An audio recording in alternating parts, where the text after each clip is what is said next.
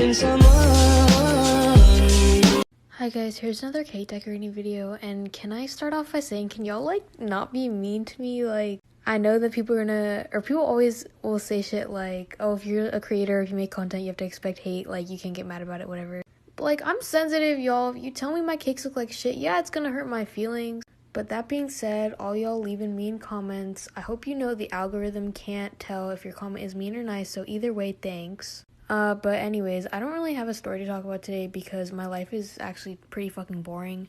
But I put gas into my car for the first time last week, so that was fun. And that literally happened a week ago.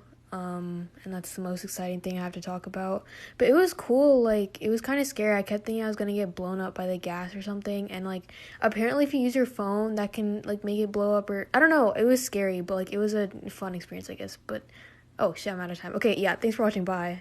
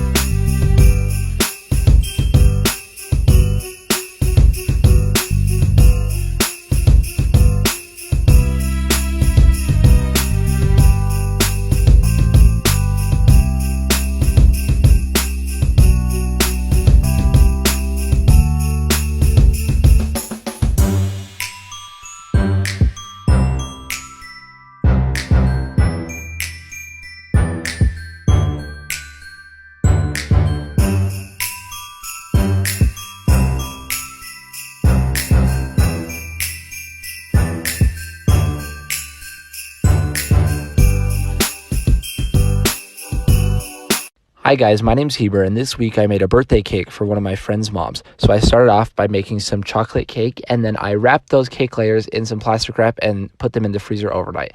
So then the next day I went to Walmart looking homeless and bought all this stuff to make some vanilla buttercream. And then I started stacking the cake layers and iced it in a crumb coat. And if you don't know what a crumb coat is, it's this thin layer of frosting. It's like the first coat of frosting around the cake. That way it locks in the crumbs, and that way like the chocolate cake crumbs don't poke out on the sides. So then I took this icing comb that makes like grooves in only the bottom part, and then I dyed some buttercream and filled in those grooves. That way it was like half stripes on the bottom, and it looks pretty cool. So then I put some sprinkles around the bottom and hand placed a lot of them. Then I dyed some buttercream blue, piped some swirls on top, and then sprinkled some more sprinkles on the top. And yeah, that was my finished cake, and I'm very happy with how it turned out. Bye!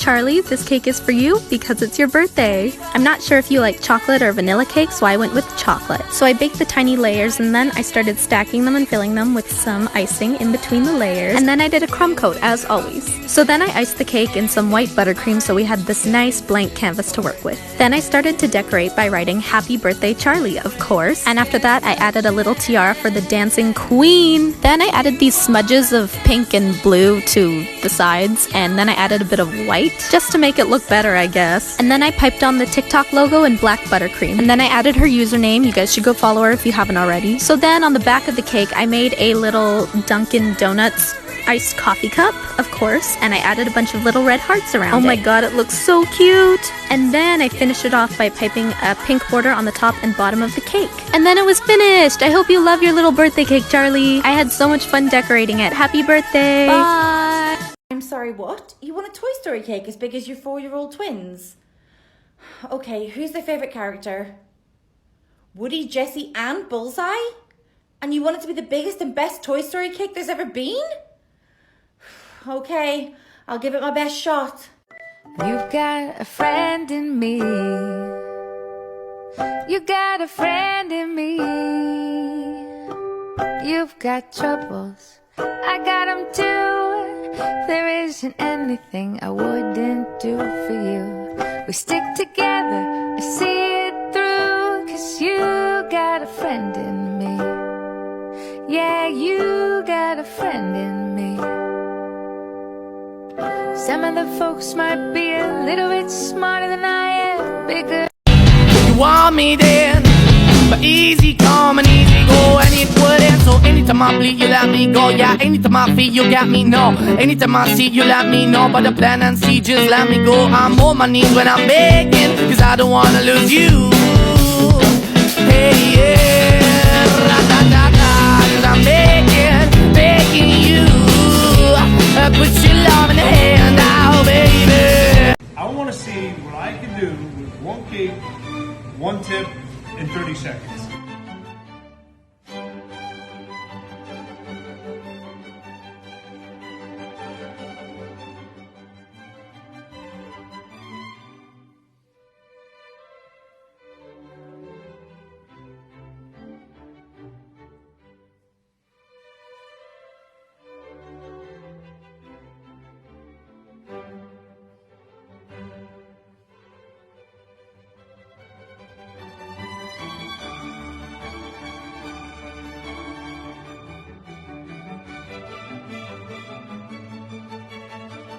Hi guys, my name's Jill, and the other day I made this candy cane cake thing. I don't really know, but let's go. So I started off by making this meringue, which I made into these giant discs so I could stack them up with the cake, you know what I mean?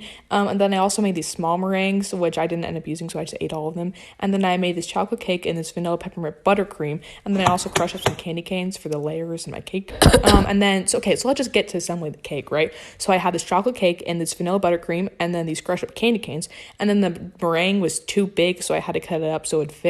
Anyway, so then I frosted the whole thing, like it's a little crumb coat with thin layer of frosting, and I popped the baby in the freezer, and then I refrosted it, and then I repopped it in the freezer, and then I scraped away some of the frosting to create these stripes. But since the white buttercream is frozen, then I can add the pink buttercream and just scrape off the pink, so I get these perfect stripes.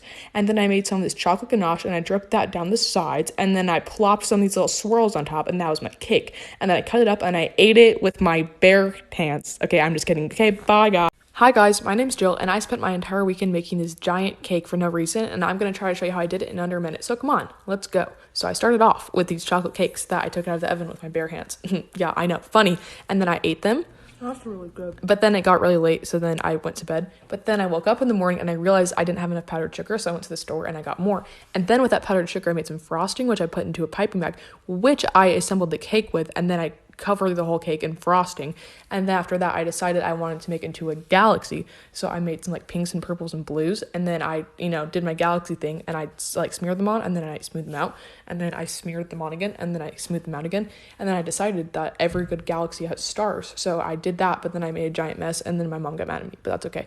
And then I made some black frosting, and I put the frosting on, so then like layers and stuff, and then I made some more frosting for the top, and I plopped that baby on the top, and then that was my whole cake. And then now I'm done. See you guys later. Bye. Your stuff is too expensive. Okay, so don't buy it. I could get something really similar at this other place for way less. Hey, you're welcome to do that. No problem. You don't understand. I'm not going to buy it from you because it's way too expensive. I mean, that's cool. I've got these folks over here. They're cool with the price, so I'm all right. You go ahead and you can go pick it up someplace else. It's cool. You're overcharging. Let's be honest. You don't value what I do. It doesn't matter what price I charge. You're not going to pay it. I'm not losing a customer. You never would have been one in the first place. So no, I don't set my prices for people that don't value me. And neither should you. Does my boss know about this account? Okay, I've been kind of scared to answer this question because they don't. I don't know how they haven't figured it out yet, but they've never brought it up to me, so I don't think they know. I'm sure half of you already know this, but that was a complete joke. My family actually owns a store that I work at, which makes my parents my bosses. Which means they obviously know about the account. In the beginning, they were unsure about TikTok, but now they honestly love the account. So I wanted to make a geocake, and I did a spiral design for this. So I layered 6 layers of cake, and I did the double barrel technique, and I layered another 6 layers on top of that. So this is 12 layers of cake here. And I used a dowel down the center just to make sure that the cake was stabilized.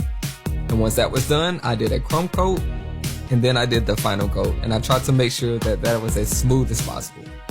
So once the final coat was done, I began to use a knife to cut the spiral into the cake. So once the spiral was completely cut out, I began to fill it with vanilla buttercream, and this is to hold the rock candy pieces in place. So I began to place the rock candy, and this took so long to do, and I wanted to give up, but I kept going. So once they were all placed, I began to paint with different colors, and this is just food coloring that I diluted with clear vanilla extract. And once I finished all the colors, I added a gold trim, and the cake is complete.